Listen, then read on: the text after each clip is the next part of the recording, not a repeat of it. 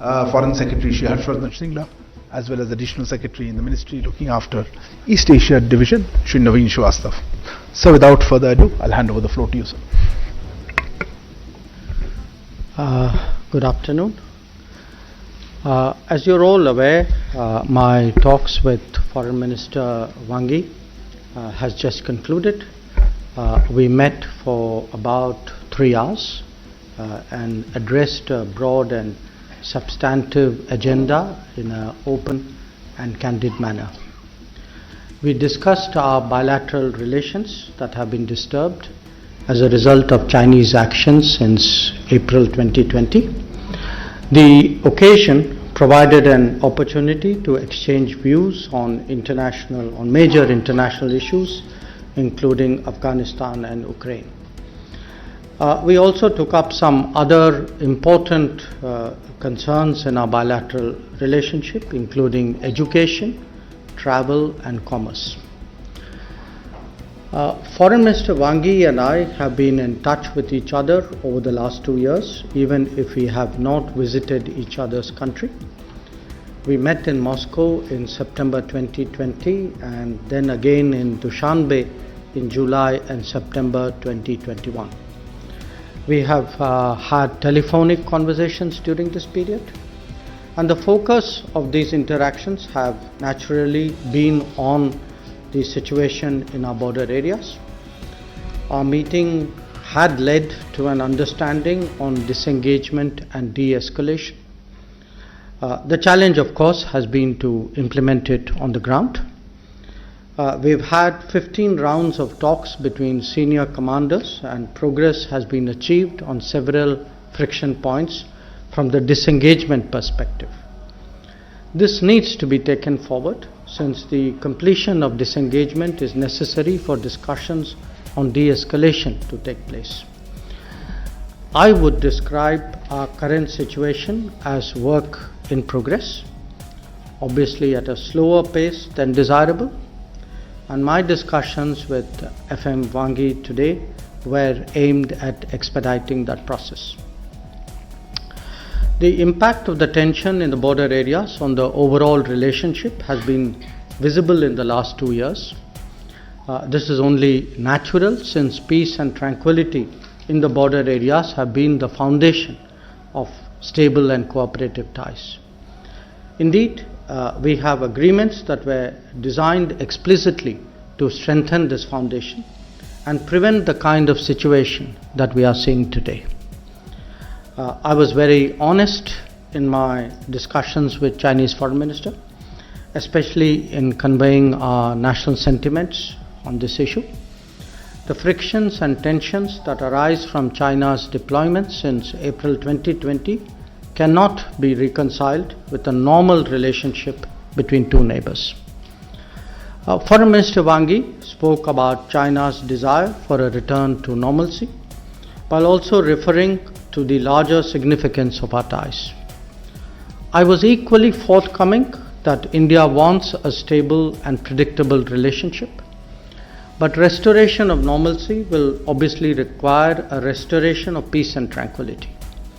If we are both committed to improving our ties, then this commitment must find full expression in ongoing disengagement talks. We had an extensive exchange of views on a number of contemporary matters. I laid out India's principled approach to international relations based on respect for international law, UN Charter, and sovereignty and territorial integrity of states. Disputes should be resolved without use or threat of use of force. Nor should there be attempts to unilaterally change the status quo. Where India and China are concerned, our relationship is best served by observing the three mutuals: mutual respect, mutual sensitivity, and mutual interest. We discussed today specific regional situations. Insofar as Afghanistan is concerned, India's policy is guided by the UN Security Council Resolution 2593. On Ukraine, we discussed our respective approaches and perspectives. but agreed that diplomacy and dialogue must be the priority. We also spent some time on multilateral issues. I emphasized the need to take forward the long overdue reform of the UN system, including the Security Council.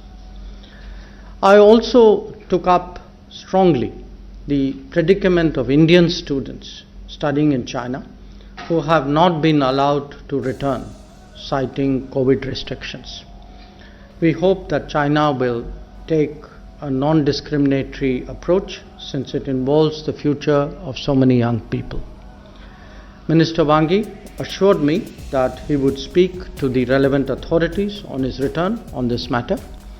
He also recognized the particular concerns that medical students have in this difficult situation. Also on the agenda were matters pertaining to trade and investment. We continue to press for fairer market access. So overall, I would say that our talks today added to clarity in regard to various aspects of our bilateral relations. They also provided a useful opportunity for an exchange of perspectives on international issues. Thank you. Thank you very much, sir. We have a paucity of time. I can see a lot of hands going up, but hold on. Ground rules, please introduce yourselves before you pose your question, as well as your organization. Let me start from this side, perhaps. Yeah, why don't you start? Yeah, we will take a few around. Yeah. Microphone, please. Good afternoon, sir. Sridhar from the Asian Age and Deccan Chronicle. My question is, so after the talks, did you get a sense that Chinese are willing to vacate whatever land they have grabbed in the Ladakh sector in friction areas other than Pangong Tso? And what was Mr. Wang Yi's response? Are you hopeful that now the logjam will finally be broken? Thank you. That side, please. Minister Jaishankar, I'm Parikshit from CNBC TV 18. Wanted to ask you about the discussions on Ukraine. You said that both sides discussed each other's perspectives. Were there any similarities in how the two sides would approach the situation in the days to come?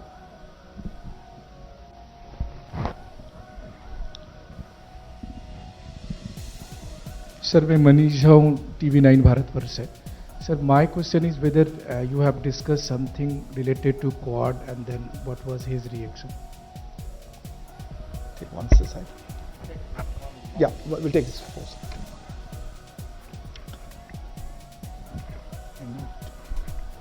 Jaishankar, if I could ask you if the subject of a return to the status quo ante as in April 2020 came up in your talks, what would be the point at which you would think that normalcy has returned? And it seems as if your conversations have been on every part of the bilateral relationship, trade, travel, you've discussed multilateral issues, the UN Security Council reform. Would this be then a sort of return to normalcy in bilateral talks? So should I hand over to you or take another? Okay.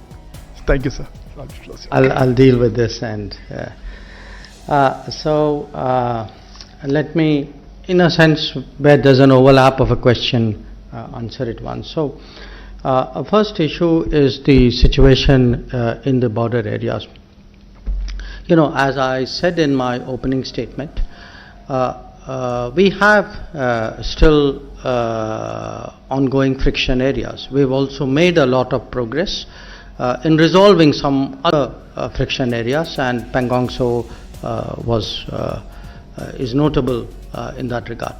So essentially our discussion today was to how to take this forward. Now you all know that the senior military commanders have been meeting. There have been 15 rounds. In fact, Naveen here has been attending those meetings as well. Now the point is that so long as there are very large deployments in the border areas which are violative of the 1993 and 96 agreements, clearly the border area situation is not normal. So the main point, which again I've spelt out at some length in my statement, is we have a situation where peace and tranquility in the border areas has been disturbed. So the situation there is not normal. If the situation there is not normal, if peace and tranquility is the foundation of the basis of how we are going forward, then obviously that is also disturbed. So the answer in that sense is, if you ask me, is our relationship normal today? My answer to you is no, it is not. And it cannot be normal if the situation in the border areas is abnormal. And surely the presence of a large number of troops there in contravention of agreements is abnormality. The second issue, how hopeful am I? Well, we've had, Minister Wang Yi and myself, we've had meetings before, and there have been talks in parallel, not only the senior military commanders, but also we've had, I think, eight meetings of the WMCC, which is the working mechanism dealing with this issue. So they have made considerable progress. I don't dispute that. In fact, I welcome that. But they haven't sorted out the issue in entirety. So our effort is today to sort out the issue in entirety and deal with the disengagement, so that it then allows us to look at the de-escalation possibilities. Regarding Ukraine, I would say my most accurate characterization would be that Minister Wang Yi presented the Chinese understanding, the Chinese view of the developed situation there and the developments pertaining to it, and I presented the Indian view. I think the Indian view, many of you may have heard me speak about it yesterday in Parliament as well. And obviously, what he said was his view and what I said was my view. But where we had a common element was that both of us agreed on the importance of an immediate ceasefire as well as a return to diplomacy and dialogue. In so far as आपका जो सवाल था कि quad का विषय हमारे talks में उन्होंने बात उठाई या नहीं बात नहीं उठी, तो क्वाड पे कोई बातचीत नहीं हुई. So we'll take another, Akhilesh, from there. On the left. Sir, I am Akhilesh Suman from Sansad TV. Before coming to India, Mr. Wang Yi had made a statement about Jammu and Kashmir that was very objectionable from our point of view. So did you raise this question to him, that when we don't talk about Tibet and other issues inside China, why does he raise such issues? And did you raise the issue of situation in Indo-Pacific also to him? Sir, here this side. Wait. Sir, this is Mukesh Kaushik from Dainik Bhaskar. After 3 hours of talk with Mr. Wang, how hopeful you are that Prime Minister Modi would be able to visit Beijing for BRICS Summit? And did he extend invitation for Mr. Modi to come to BRICS? There was one more hand. That's it. Siddhant, please. Sir, Siddhant from Beyond. My question is, was terrorism emanating from Pakistan discussed during the talks today? Also, has the Chinese side extended invite for the meeting they are hosting on Afghanistan, the foreign ministers meeting in Beijing? And the last question, that's it. Who was it?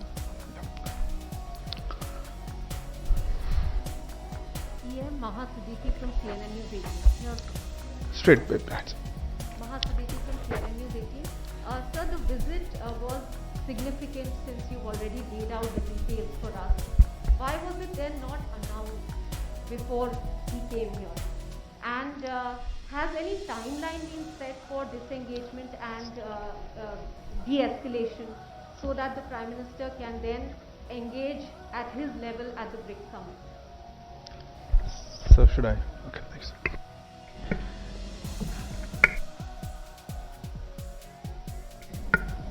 Thank you. So, Akhileshji, your question, did the issue of what Minister Wang Yi said at the OIC conference come up? Yes, it did. I referred to it.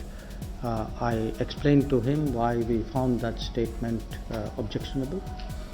So it was subject discussed at some length. There was a larger context as well. I conveyed that we hoped that China would follow an independent policy in respect of India and not allow its policies to be influenced by other countries and other relationships. So that was that context. Indo-Pacific, no. Again, I referred previously to the Quad question, but Indo-Pacific itself didn't come up in our discussions. Then regarding the visit, the question of invitation to the BRICS, yes, China, Foreign Minister Wang Yi and I discussed the Chinese chairing of the BRICS, and they spoke obviously about hosting a summit at which they would like naturally the participation of all the leaders. But that was, in response to the last question, which I think Mahasidiki raised. There was no timeline, there was no, in the sense, that was a discussion.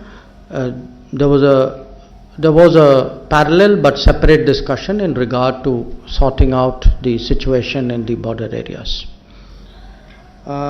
Regarding the Siddhant, your question on terrorism from Pakistan, it did come up in terms of my sharing with him what is an Indian view of the concerns that we have in respect of Pakistan, and of course what were some of the positions taken during the OIC meeting.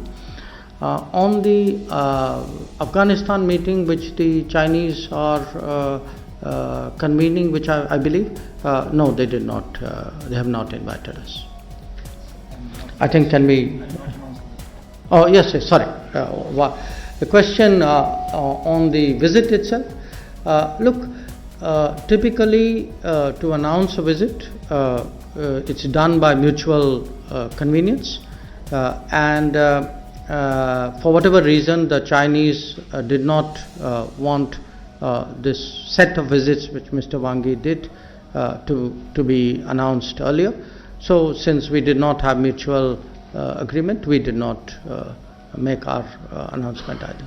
Thank you very much, sir, for taking the time to answer the questions. Appreciate, sir. Also, thank you, Foreign Secretary, sir, for your presence, as well as to Additional Secretary, East Asia. Thank you all for joining us today. Good afternoon.